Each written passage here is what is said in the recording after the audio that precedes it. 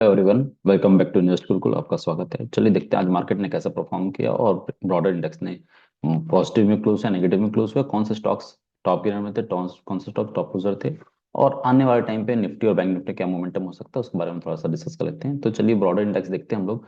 तो मार्केट और बैंक मतलब निफ्टी और बैंक निफ्टी दोनों माइनर लॉस में क्लोज हुए हैं। निफ्टी 0.06% के लॉस में और बैंक निफ्टी 0.35% के लॉस में क्लोज हुआ है। ओवरऑल अगर हम एडवांस डिक्लाइन रेशियो की बात करें तो वो 130 एडवांस और 361 डिक्लाइन, मतलब अभी प्रेशर आपका सेलिंग साइड में है ब्रॉडर इंडेक्स में। अगर हम सेक्टर्स वाइज देखेंगे कौन से सेक्टर ने कैसा परफॉर्म किया, तो हमें हमें समझ में आ रहा है कि आईटी इंडेक्स ने आज मार्केट को संभाल कर, मतलब निफ्टी को संभाल कर रखा है। आईटी एंड ओएमसी स्टॉक्स ने निफ्टी को थोड़ा सा संभाल कर रखा है। और जो टॉप लूजर्स एफएमसीजी सेक्टर था, कंज्यूमर गुड्स था, ऑटोमोबाइल सेक्टर था, और थोड़ी बहुत प्रॉफिट बुकिंग आपको बाकी फार्मा में दिखाई दिया। आपको बाकी माइनर गेन्स माइनर, मतलब मिला जुला आपका आज का सेशन रहा। ठीक है। चलिए हम पहले निफ्टी की बात कर लेते हैं। निफ्टी में कैसा सिनेरियो बन रहा है हमारे पास। तो हमें क्या समझ में आ रहा है कि एक शार्प फॉल के बाद यहाँ पे निफ्टी ने अभी तक कोई भी डेली कैंडल क्लोजिंग नो कोई भी डेली कैंडल क्लोजिंग 22,800 के नीचे नहीं दी है।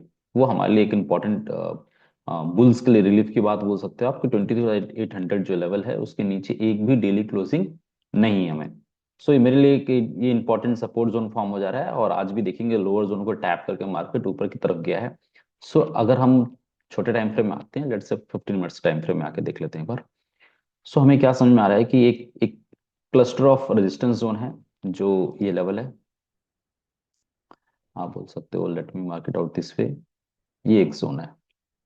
ठीक है। आज भी लगभग उसी हाई से रिजेक्शन लिया। आज डे हाई के आसपास अटेम्प्ट किया था इसने, बट क्लोज नहीं कर पाया और आपको सेम लेवल पे रिजेक्शन देखने को मिला। ठीक है। सो अब मेरे इंपॉर्टेंट क्या है कि इस जोन के ऊपर, मतलब बेसिकली 20,000 के ऊपर अगर स्टे करेगा तो एक छोटे सैडल जोन ये फॉर्म हो रहा है जो 100 रुपए के आसपास है, 20,100 के आसपास। और मेजर जोन ये है। सो अगर कल कल वाले दिन या फिर आने वाले विद इन दिस वीक अगर ये जोन अपसाइड ब्रेक होता है तो मेरे लिए बहुत इंपॉर्टेंट हो जाएगा लेवल 20,200 का लेवल।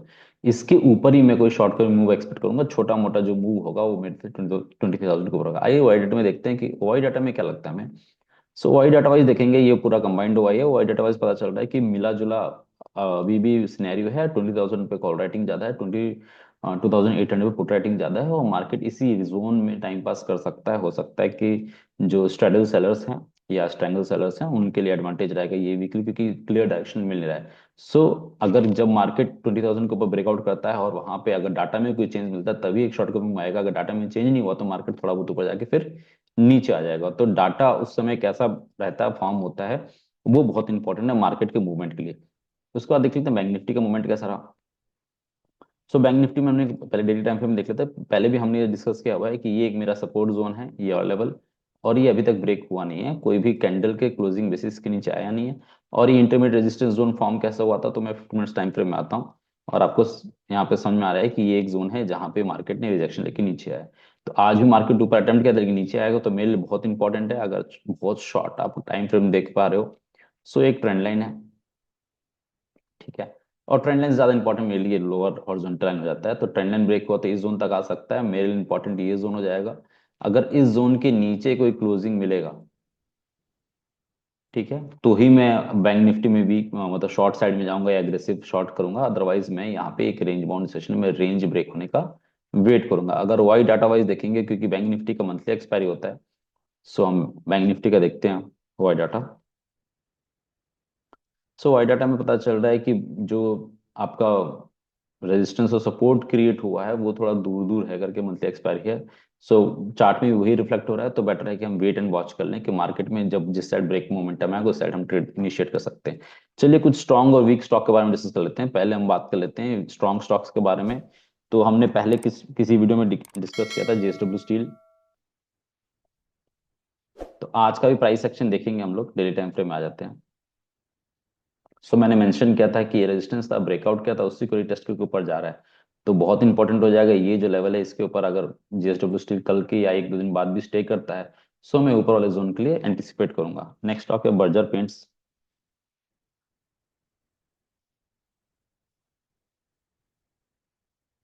सो आप देखोगे कि एक स्ट्रॉन्ग डिमांड जोन है, वीकली चार्ट बोल देता हूँ। सो ये स्ट्रॉन्ग डिमांड जोन है, स्ट्रॉन्ग डिमांड जोन से बाइंग आई और यहाँ पे एक हर्डल फेस कर रहा है, गैप है, गैप को फिल करना पेंडिंग है। सो ये हर्डल फेस कर रहा है। ये जोन क्या है, तो मैं डेली टाइम फ्रेम वापस आ जाता हूँ और ये जोन निकल के आ रहा है आपका 495 टू 500, 500 का जोन ले चलते हैं। तो ये 5-10 पॉइंट का जोन है, इसके ऊपर अगर स्टे किया सो एक एग्रेसिव बाइंग आ सकती है in case of Berger paint. Next, आज आईटी स्टॉक क्योंकि मजबूत थे तो हम बात कर लेते हैं परसिस्टेंट सिस्टम की। ओके। सो आप देखोगे कि ये वीकली चार्ट, डेली चार्ट, किसी भी चार्ट में देख लीजिए, आपको क्या समझ में आ रहा है। तो यहाँ पे दिख रहा है कि एक स्ट्रॉन्ग सपोर्ट जोन था जिसको टेस्ट किया, और डेली चार्ट में दिखा देते हैं कि यहाँ पे एक कल के दिन में क्या हुआ था कि एक हैमर फॉर्म हुआ, देखिए विक रिजेक्शन हैमर फॉर्म हुआ। आइडियल केस में इसके ऊपर एक स्ट्रॉन्ग बाइंग आनी चाहिए, तो आज हमें बाइंग आने को दिखाई दिए। सो इस जोन में जब तक ऊपर है तब तक ये ट्रेंड लाइन रेजिस्टेंस छोटा मोटा कर सकता है, अदरवाइज मैं एंटिसिपेट करता हूँ कि जैसे ही ये लेवल ब्रीच होता है आने वाले टाइम पे, ध्यान रखिएगा ये लेवल है अराउंड 6300 के आसपास का, 6300 प्लस माइनस फ्यू पॉइंट, 6350, इस जोन को ब्रेक करता है तो फिर ये ऑल टाइम हाई के ऊपर चला जाएगा परसिस्टेंट सिस्टम। फिर next stock is LTTS. So LTTS में देखते हैं हम लोग, ये है वीकली चार्ट, और वीकली चार्ट में क्या दिख रहा है कि एक मेरा सपोर्ट ट्रेंड लाइन जोन है, सपोर्ट ट्रेंड लाइन ये जोन है। मान लो मैं जोन को और पतला कर लेता हूँ और इसको थोड़ा सा नैरो डाउन कर लेता हूँ। सो आपको समझ में आ रहा है कि ये जोन पे मार्केट ने एक बिग रिजेक्शन दिया, मतलब बाइंग आती हुई दिखाई दी। सो यहाँ से हम एग्रेसिव बाई कर सकते हैं, छोटा सा स्टॉप लॉस रहेगा, हमारा स्टॉप लॉस रहेगा मतलब इसके नीचे, ठीक है। 4600 के नीचे स्टॉप लॉस रहेगा, 4650, 4600 एक सपोर्ट है, उसके नीचे स्टॉप लॉस रहेगा, और यहाँ से मेरा प्रीवियस स्विंग हाई है वो, ये जो रेजिस्टेंस वो टारगेट रहेगा। The next stock is NTPC.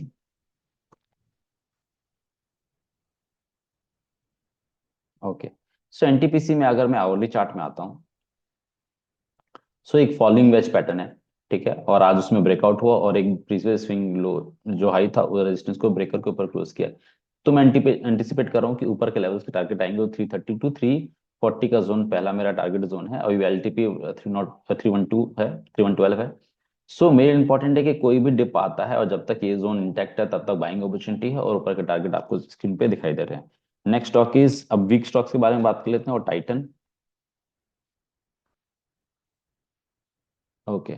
So Titan हम बात करेंगे डेली चार्ट में, तो ये स्ट्रॉन्ग सपोर्ट के आसपास है। जब तक ये सपोर्ट होल्ड है तब तक ये वैल्यू बाइंग जोन में है, तो आप यहाँ पे एक बाइंग इनिशिएट कर सकते हैं, मतलब देख सकते हैं कि आपको अपने रिस्क एपेटाइट, अपने फंडामेंटल वाइज देख सकते हैं। बस मेरा कहने का मतलब है कि आप देखेंगे वीकली चार्ट में, सो ये एक स्ट्रॉन्ग डिमांड जोन के आसपास है। ये जोन आपका मेंशन है 3000 और 3200, तो ये 3200 3000 जोन 200 पॉइंट का एक स्ट्रॉन्ग डिमांड जोन है। कई बार यहाँ पे मल्टीपल टेस्ट हुआ और बाउंस मिला है हमें, और डेली टाइम फ्रेम में भी लग रहा है कि यहाँ टेस्ट होकर बाउंस आ सकता है टाइम पे। सो आप इस स्टॉक को देख सकते हैं। Next stock is Eicher. Okay. Ayesha को वीकली चार्ट पे लेके आते हैं, तो देखो हमें क्या दिख रहा है यहाँ पे कि ये एक पर्टिकुलर रेजिस्टेंस जोन था, ठीक है, मार्केट ने ब्रेकआउट किया, नीचे आया, फिर ऊपर गया, एक और नया हाई फॉर्म किया, ठीक है, इस रेजिस्टेंस को ब्रेक करके नया हाई फॉर्म किया, लेकिन वहीं से शार्प सेल ऑफ, और यहाँ पे जो आप क्वांटम ऑफ सेल ऑफ देख सकते हैं वो काफी वाइड है। मीन सेलिंग प्राइस बहुत आपको ध्यान रखना पड़ेगा कि इस जोन को कैसा होल्ड कर रहा है। जैसे ही लेवल ब्रीच होता है, ये लेवल सपोर्ट मांगते थे 4500 के आसपास का, ये लेवल ब्रीच होगा तो फिर 250-300 पॉइंट इमीडिएट टारगेट होंगे, और उसके ब्रेक होने के बाद और लंबे डीप साइड में टारगेट मिल सकते हैं। एक और ऑटो स्टॉक्स है एमएनएम।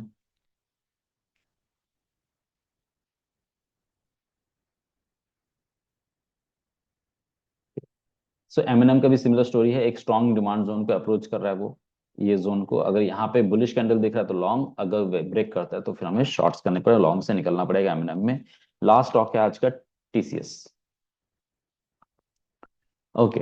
सो आप पहले वीकली चार्ट देखो, आप इसका वीकली चार्ट में क्या दिख रहा है कि ये जो ओपन लो फॉर्म हुआ है, जो मंडे का ट्रेड है, इसके नीचे और भी, क्योंकि देखो ऊपर अटेम्प्ट किया लेकिन रिजेक्शन मिला, आपको ऊपर अटेम्प्ट किया इसने लेकिन रिजेक्शन मिला। डेली टाइम फ्रेम में दिख रहा है कि ऊपर दोनों कैंडल्स ने अटेम्प्ट किया, रिजेक्शन मिला, तो जैसे ही लो ब्रेक होगा तो थोड़ी सी सेलिंग प्रेशर इंटेंसिफाई हो सकती है इन केस ऑफ टीसीएस, और आईटी स्टॉक्स लार्ज कैप को ड्रैग कर सकता है। मिड कैप में तो बाइंग दिख रहा है, जैसे हमने देखा परसिस्टेंट एलटीटीएस और आपका बाकी स्टॉक्स में, लेकिन आपको यहाँ पे देखना पड़ेगा कि ये जब ये लो ब्रेक ऑलरेडी कर चुका है, ट्रेंड लाइन भी ब्रेक कर चुका है, ये प्रीवियस स्विंग लो भी ब्रेक कर चुका है। सो बहुत इंपॉर्टेंट है कि यहाँ पे अगर स्टे करता है तो नीचे के लेवल आने वाले टाइम पे दिख सकते हैं आपको टीसीएस में। That's it for today. अगर आपको कोई भी क्यूरी हो तो आप बिल्कुल कमेंट सेक्शन में मेंशन कर सकते हैं, मैं नेक्स्ट वीडियो जरूर कवर करूंगा। Till then bye bye, take care, have a nice day.